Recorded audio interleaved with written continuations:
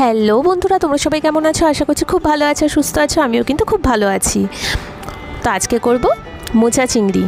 তো কারা কারা মোচা চিংড়ি খেতে ভালোবাসো আমাকে অবশ্যই কমেন্ট করে জানাবে। তো তার জন্য প্রথমেই মোচাগুলোকে আমি সুন্দর করে ধুয়ে নুন আর হলুদ দিয়ে সেদ্ধ করে রেখে দিয়েছি। পাশাপাশি দেখো আলুগুলোকেও আমি এভাবে গোল গোল আর ছোটো ছোটো করে কেটে নিয়েছি। তো আলুগুলোকেও কেটে আমি কিন্তু আগের থেকেই ধুয়ে রেখে দিয়েছি।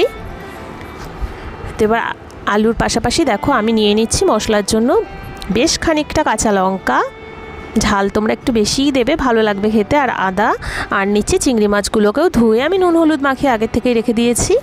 তো একটা মিক্সিং জারের মধ্যে দিয়ে দিচ্ছি 2 চামচ জিরে গুঁড়ো আর বেশ খানিকটা পরিমাণে কাঁচা লঙ্কা, আর দিয়ে দিচ্ছি বেশ খানিকটা আদা কুচি।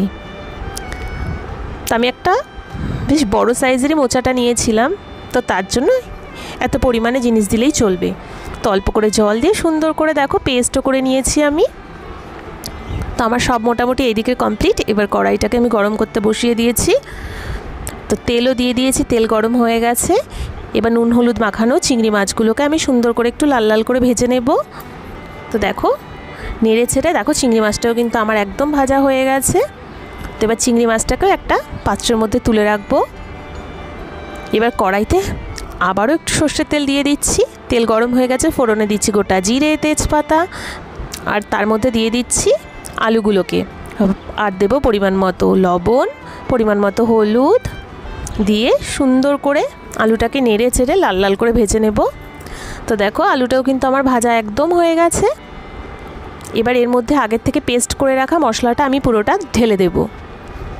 তো আবারও সুন্দর করে নেড়ে ছেড়ে এর মধ্যে দিয়ে দিচ্ছি পরিমাণ মতো অল্প করে লবণ, হলুদ আর বেশ খানিকটা লঙ্কার গুঁড়ো। তো দিয়ে মশলাটাকে সুন্দর করে নেড়ে ছেড়ে এবার কষতে দেব।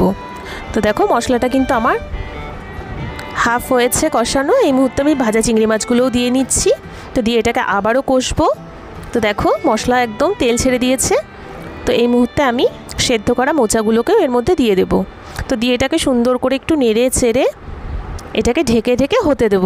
এটা মোটামুটি তোমার 12 থেকে 14 মিনিটের মধ্যেই দেখো ঢাকনা তুলে দেখছি আমার মোচা কিন্তু একদম রেডি হয়ে গেছে। এটাকে সুন্দর করে একটু নেড়ে নিয়ে এর মধ্যে এখন আমি দেব পরিমাণ মতো গরম মশলার গুঁড়ো আর তার সাথে 1 চামচের মতো ঘি। দেখো মোচাটা কিন্তু আমার একদম রেডি হয়ে গেছে। এবার ব্যাস গরম গরম ভাতের সাথে এটাকে পরিবেশন করবে, যে কেউ খেয়ে কিন্তু একদম খুশি হয়ে যাবে।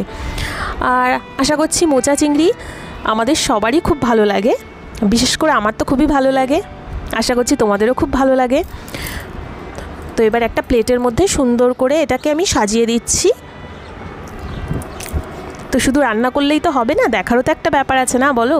আগে তো দেখেই সুন্দর লাগবে, তারপর না সবাই খাবে।